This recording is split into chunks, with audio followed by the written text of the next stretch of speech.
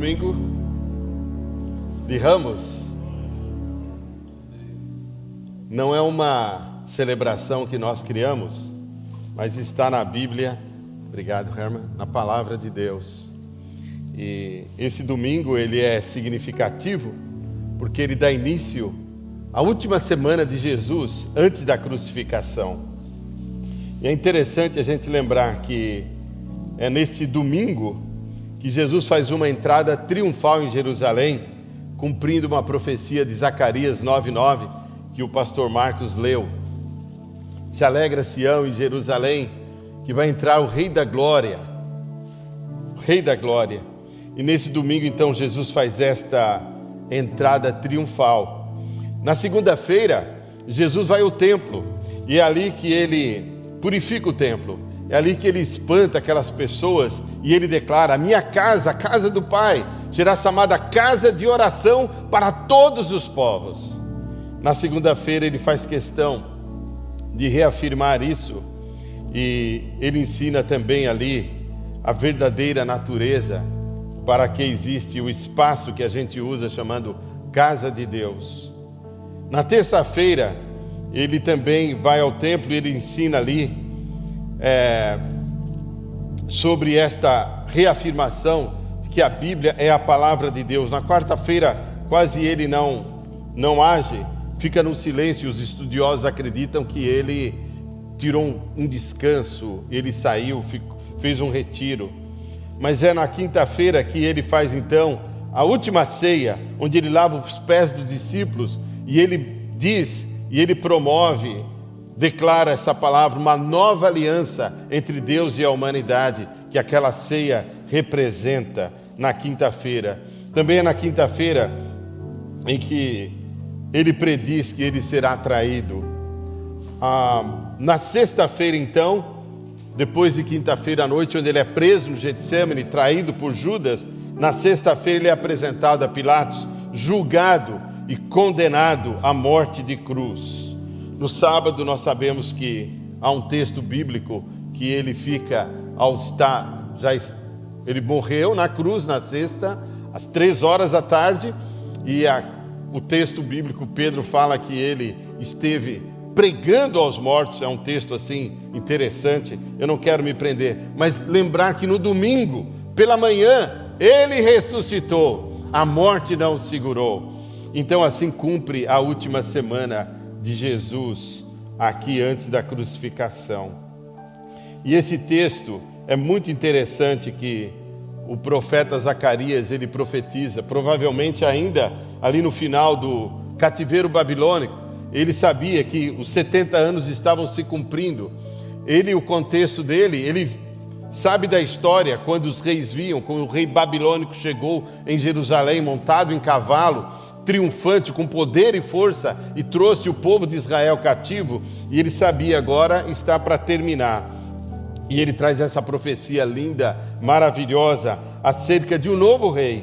E ele diz: alegre-se muito, cidade de Sião, exulte Jerusalém, eis que seu rei vem, justo, vitorioso, humilde, montado num jumento e numa jumentinha. Para quem estava acostumado sempre ver o povo ser dominado, né? E o rei, ou o imperador, ou o general que controlava aquela operação militar de domínio, sempre via montado num cavalo. Há um contraste aqui sobre Jesus e essa comparação. Alegria de Sião. Sião era uma parte do sudeste de Jerusalém hoje, chamada Cidade de Davi, que onde foi construído o templo de Salomão, depois dominado. Sião, também depois essa palavra é usada para Jerusalém, que é hoje Jerusalém, onde nós temos a cidade ali construída. E esta profecia é feita, voltada, porque o povo que habitava aquela região, Israel, povo de Deus, havia perdido esperança. Quando esse profeta está falando, eles ainda estão no cativo. Mas ele está dizendo para nos alegrarmos, porque o rei virá um rei que vai então trazer um domínio diferente. E qual é o tipo desse rei? ele diz, ele é um rei justo. Ele é um rei justo. Todos os reis que dominaram, se você ver a história, eles eram injustos. O próprio rei da Babilônia, que foi dominar, trouxe os jovens, matou pessoas, destruiu o templo, sem respeitar. Ele não estava preocupado com justiça. Ele não se importava, todos que vinham para domínio, eles não se importavam com o direito das outras pessoas, principalmente com essa questão de justiça. Mas ele diz, o profeta, esse rei será um rei justo, e ele aponta para Jesus. Esse rei é justo.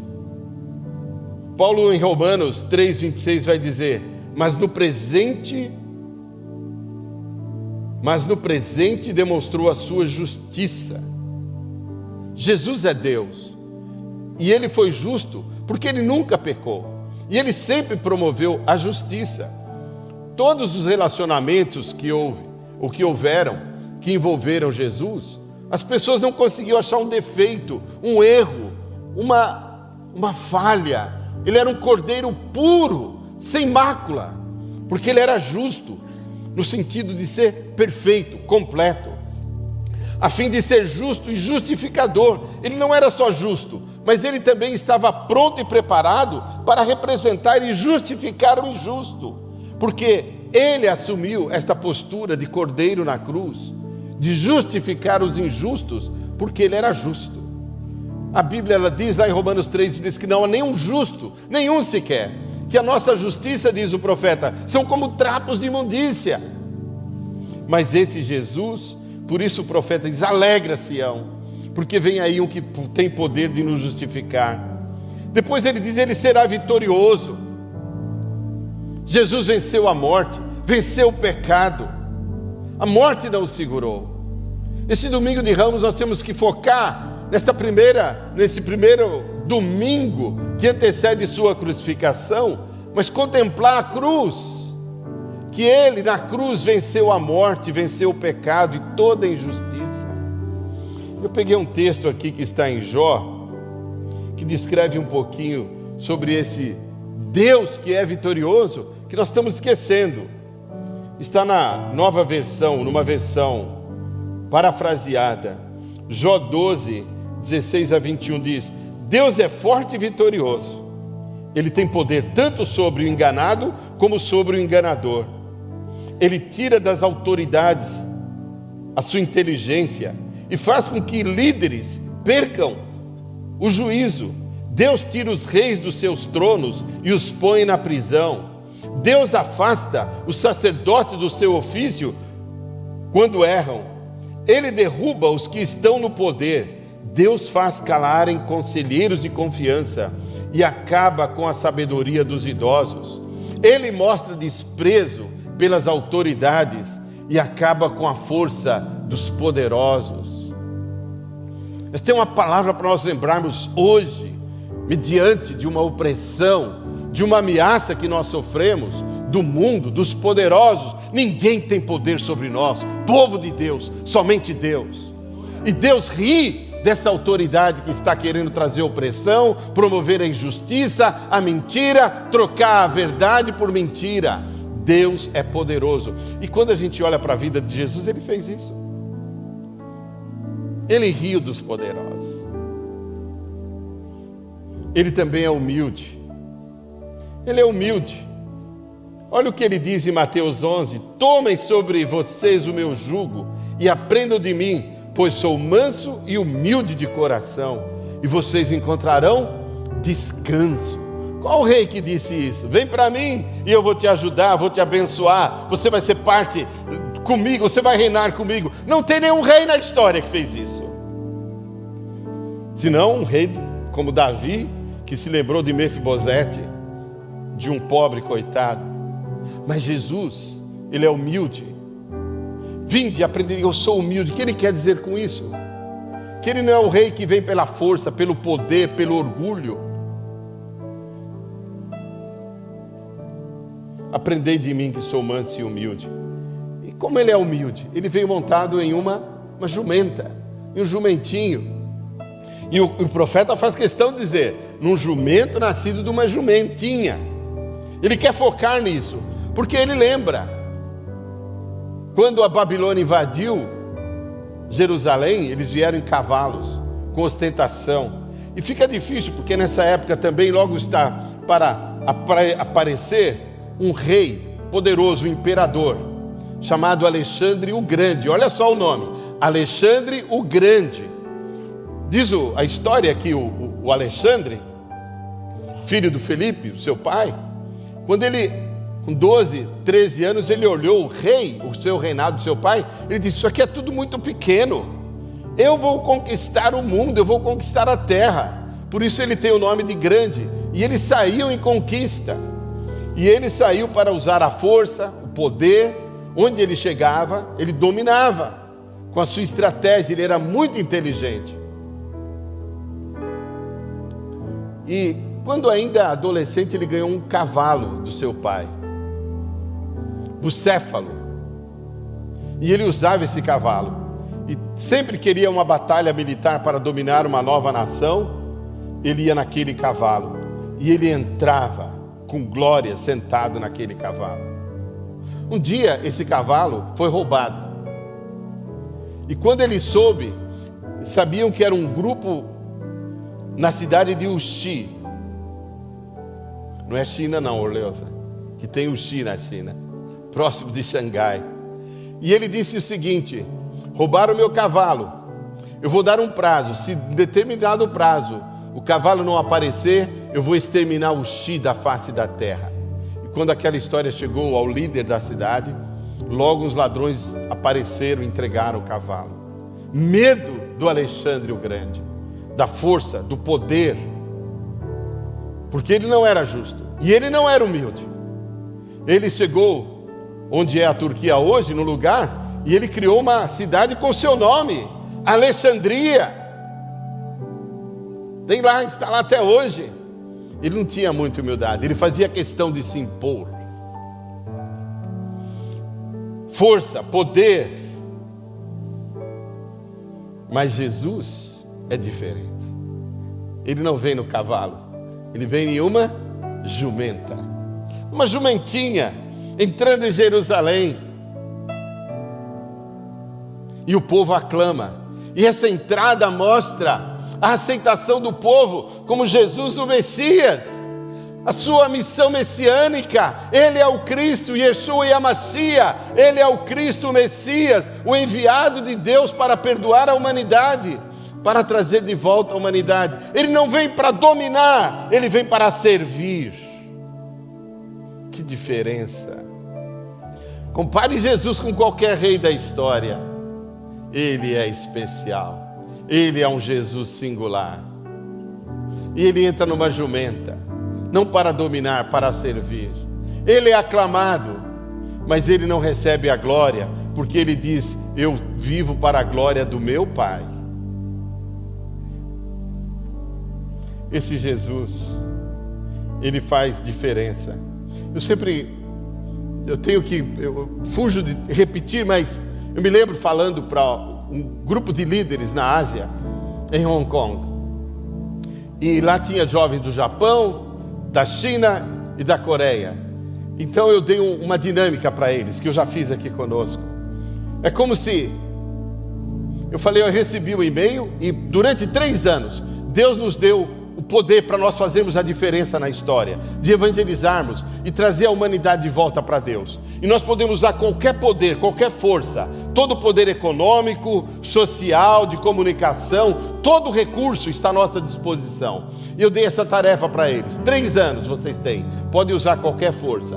O grupo de japoneses disseram, olha, nós gostamos da tecnologia, nós vamos projetar, naquela época era o Michael Jackson, que era famoso, projetar no céu, ele vai cantar e vai dizer, eu sou cristão. E assim nós vamos evangelizar o mundo, porque todos os continentes vão ver o Michael Jackson pregando, falando sobre Jesus. Ok. Os coreanos, eles já gostam de usar força. Eles disseram, nós vamos colocar todo mundo no paredão e vamos apontar, aceita Jesus ou morre. Vamos usar força, eles poderiam fazer isso.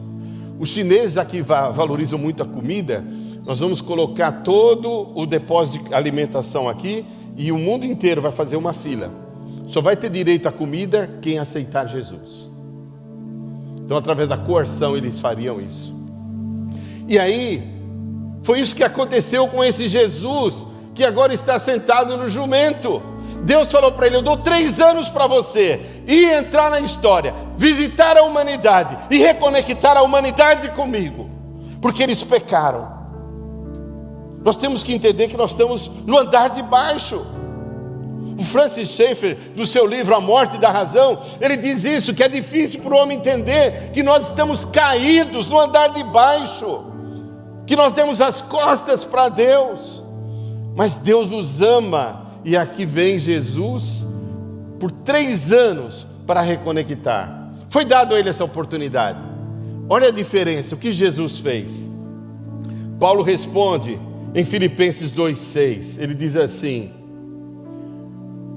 que embora sendo Deus, não considerou ser igual a Deus. Era algo que devia apegar-se. Como Deus, ele veio, entrou na história, mas não como Deus. Mas esvaziou-se, ele deixou esta competência, esse poder do lado. Esvaziou-se a si mesmo, vindo a ser servo, tornando-se semelhante aos homens. E tendo encontrado em forma humana, humilhou-se a si mesmo e foi obediente até a morte, e morte de cruz. Ele se tornou um servo. Quarta-feira passada o Mike falou, usando esse texto, ele tem cidadania italiana. Chegou no aeroporto da Itália, mas ele estava com a sua esposa que não tem cidadania italiana.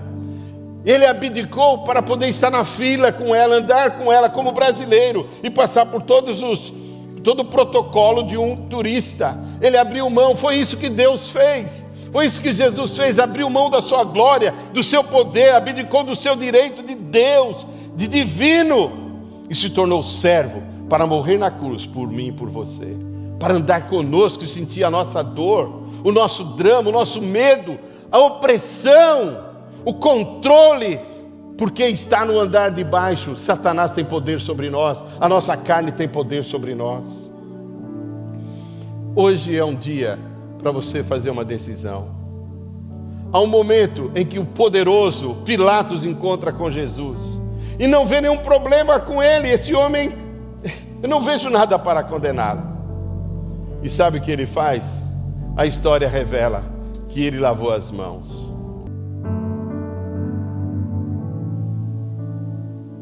Não existe pessoa inocente. Todos nós temos consciência. Quem é esse justo? O Jesus. E você também vai abrir o seu coração e pensar: esse Cristo, o Jesus, que entrou numa jumentinha, ele veio não para dominar, mas nos perdoar e nos dar o direito de entrarmos no céu. Esse Cristo.